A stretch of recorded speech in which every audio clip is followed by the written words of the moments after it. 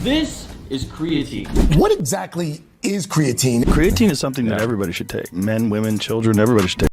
Most people don't know the real reason creatine is so powerful. It's not what you think, and the truth might actually surprise you. This scoop doesn't just build muscle, it fuels your brain, protects your bones, and supports healthy aging. And the biggest reason people avoid it, fear of kidney damage, is one of the most misunderstood myths in the fitness world.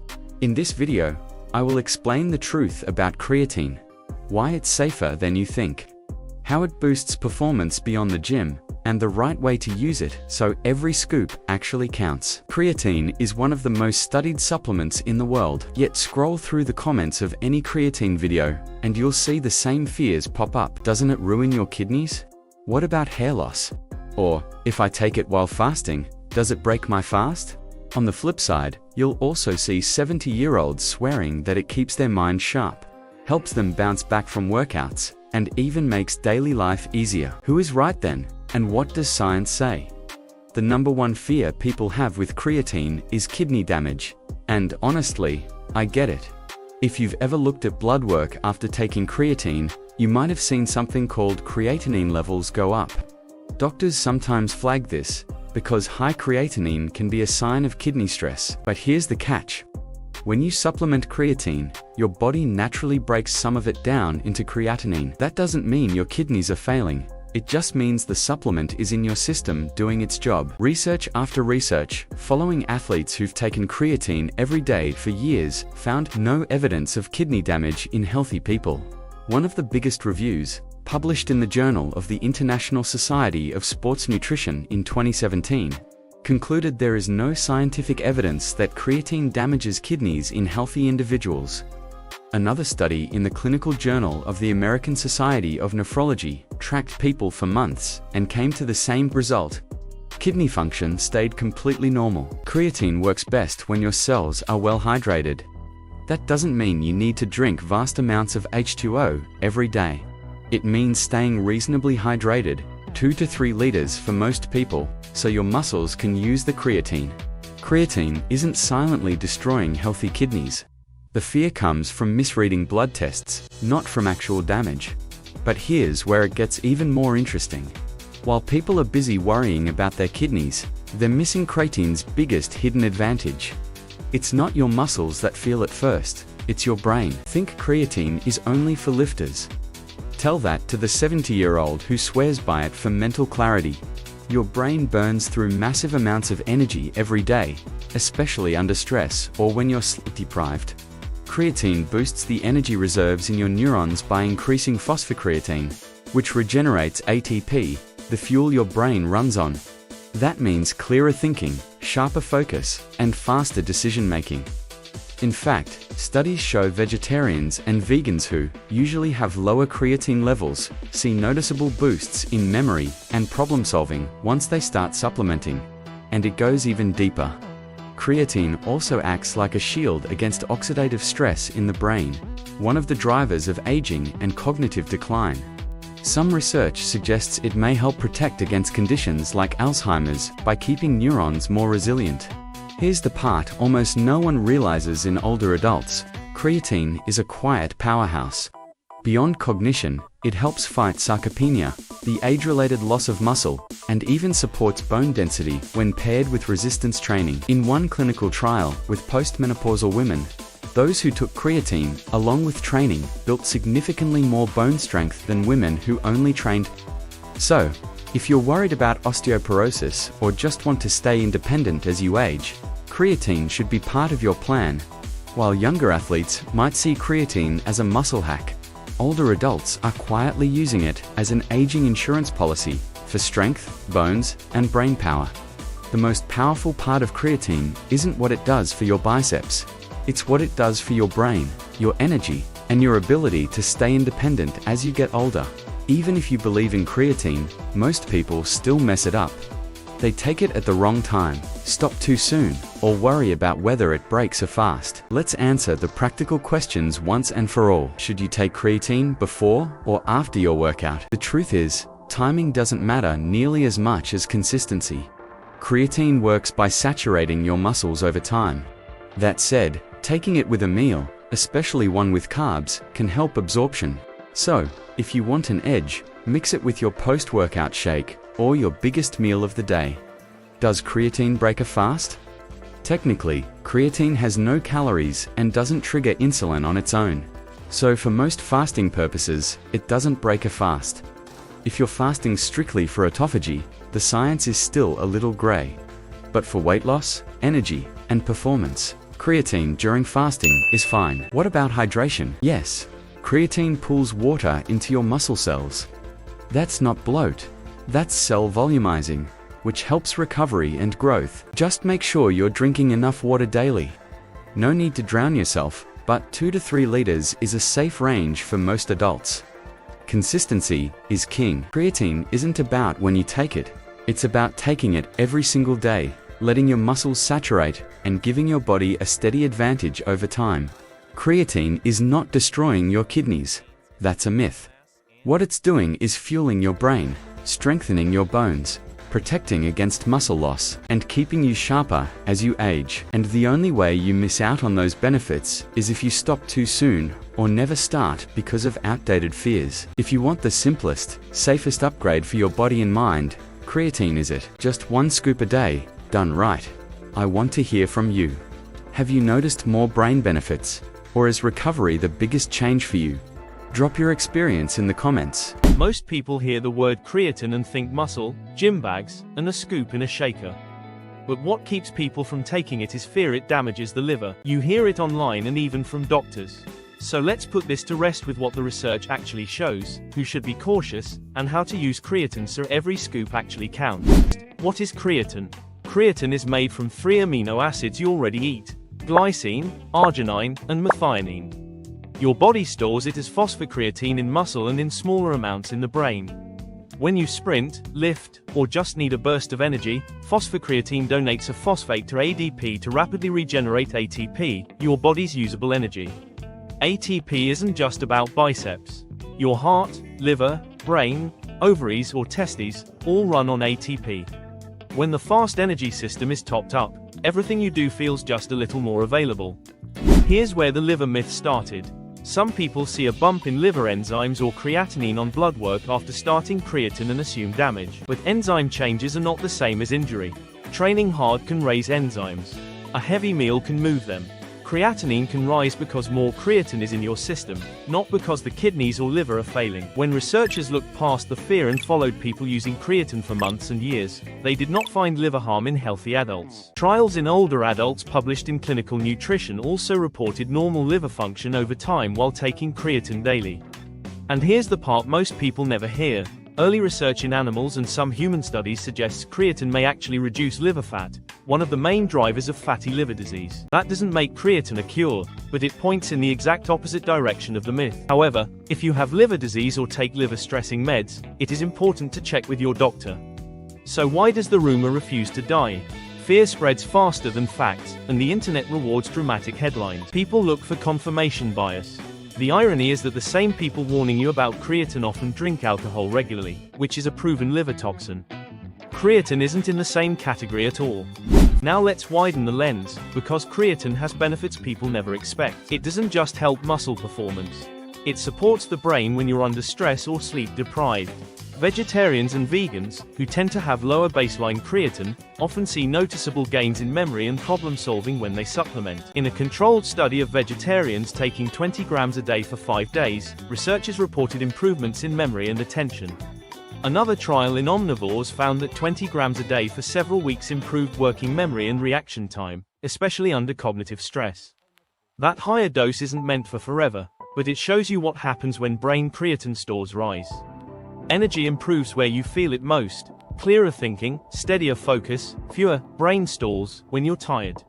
Let's talk dosing in a way that matches real-world goals. For strength, performance, and general health, 3 to 5 grams of creatine monohydrate daily is the gold standard. You can take it every day and let your stores saturate over 2 to 4 weeks. Take it with your biggest meal of the day, ideally one that has some carbohydrates and sodium, because insulin and sodium help move creatine into the muscle cell. Hydration matters for performance, not because creatine dehydrates you, but because it draws water into the muscle cell where you want it. That's cellular volumizing, not bloat.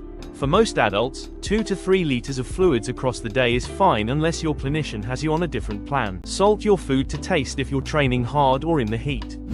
If you're a postmenopausal woman or a man over 60 worried about bone health, there's a case for going a bit higher.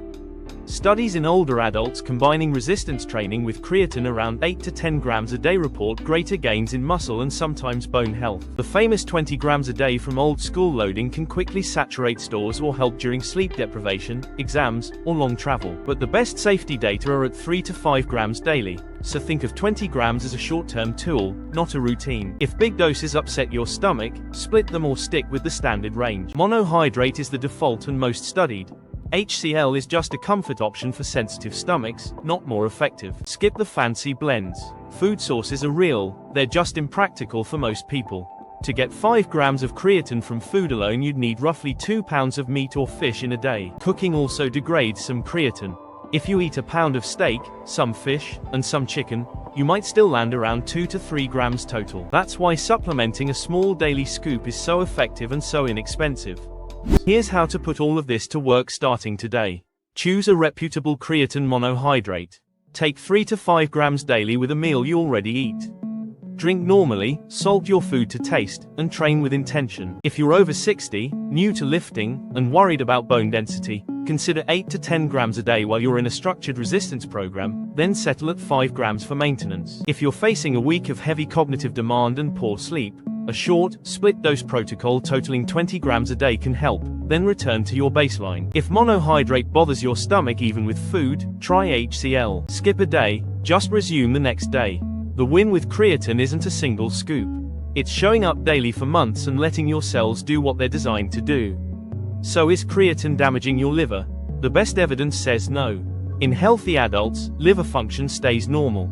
In some research models, liver stress markers go down, not up. What creatine reliably does is simple and useful. It helps you produce energy when it counts.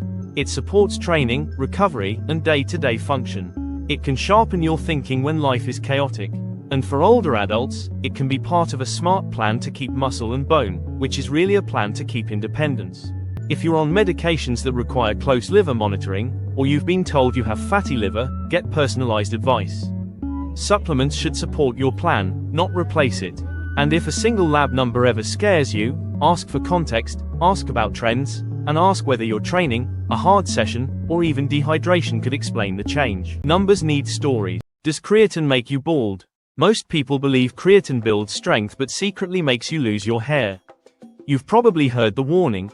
Creatine raises DHT, and DHT causes baldness.